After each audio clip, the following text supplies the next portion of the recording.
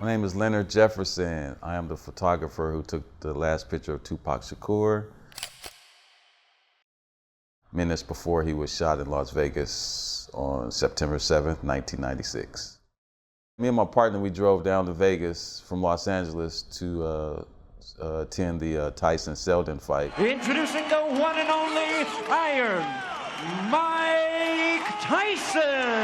We got to Vegas about maybe 4 or 5 o'clock in the afternoon, checked into our hotel, relaxed for a little while, and then we walked across the street to the MGM Hotel where the fight was being held.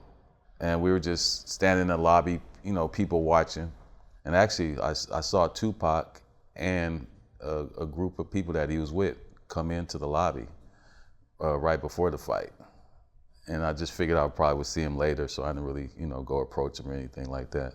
And had you seen him before or talked to him before? Yeah, actually I have. I met him at Can-Am Studios, 'cause I used to sell cars. And a couple of people I know that worked for Death Row, I sold them a couple of cars, and I delivered them to Can-Am Studios, and they introduced me to him. I talked to him a couple of times at Can-Am Studios. We just talked about cars, and actually one time we talked about the Hummer that he was interested in getting. I didn't get it for him, he wound up getting it from somewhere else, but we talked cars, and it was just an interesting thing just to, you know, be in there with him, and just all the melee that was going on. It was real interesting. The activity at the studio? Oh yeah. People kept saying they need tickets. And we said, no, we're not selling. And then this one couple came up, they were from Detroit. Never forget them, they had on some bright green, they were dressed alike. And the guy said, man, I'll give you $2,500 each ticket. And we looked at each other and we said, okay.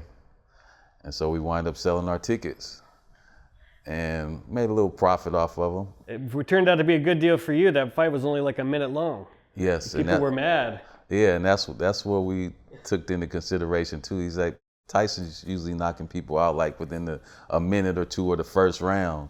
So we took that into consideration too. My boy and I, we walked back across the street to our hotel. This summer, make your own magic at the Monte Carlo Resort and Casino. It got later into the night. We still were just hanging out, and I got hungry. We were on the dice table, and we both were winning. I was on one end, and he was kind of on the other. So I walked over to him. I said, man, I'm hungry. I want to go get something to eat. And he said, no, I'm winning right now. So, you know, I said, I'm winning too. I'm up right now, so I'm good.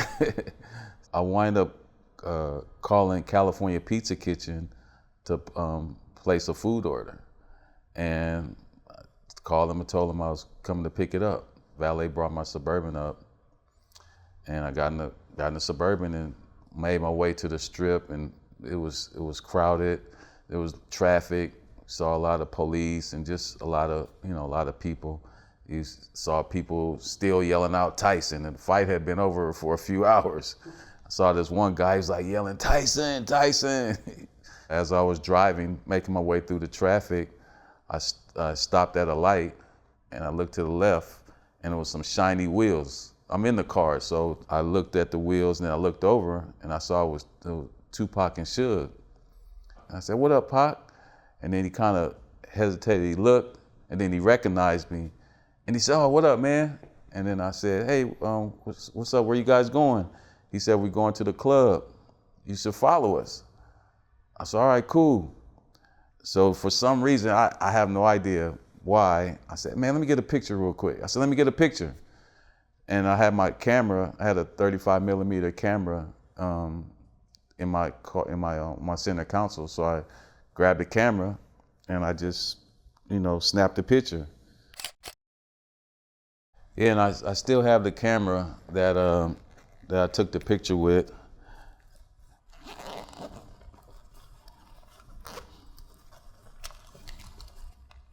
It's exclusive. I've never showed this camera before. It's a Nikon 125, and see, it has the buttons where you can rewind it here, and here's where the film cartridge goes in right here.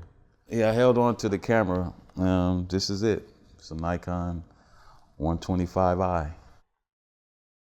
And then after I snapped the picture, the light changed green. They pulled off, and there was some other cars behind them that I recognized. It was like the BMW, and I think it was a Lexus. I just recognized them from being in LA. So I let them pass, and then I got behind them. So I was like 3 cars behind them. I got on the phone, and I was calling California Pizza Kitchen to cancel my food order. As I was on the phone with them, we made a right turn. And after we made the right turn, all I heard was pop, pop, pop. And I'm like looking around, and I didn't really see nothing. I kind of like because I didn't know where the shots were, if they were whatever. It sounded like gunshots, so I was just kind of like looking around. And then all of a sudden, I saw the guys in the cars that were in front of me run up towards the BMW. And so then all of a sudden you see like about 3 or 4 of the guys run up to the car. And then all of a sudden you see Suge make a big wide U-turn in the middle of the street. And now the guys are running back towards their cars.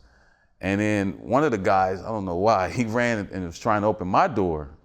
My door was locked, so I didn't really know dude or whatever. And I guess he realized he was in the wrong car. And then you see the cars take off, and then you see a Lexus. It was a green Lexus, SC400. I'm in the car, so I know the cars.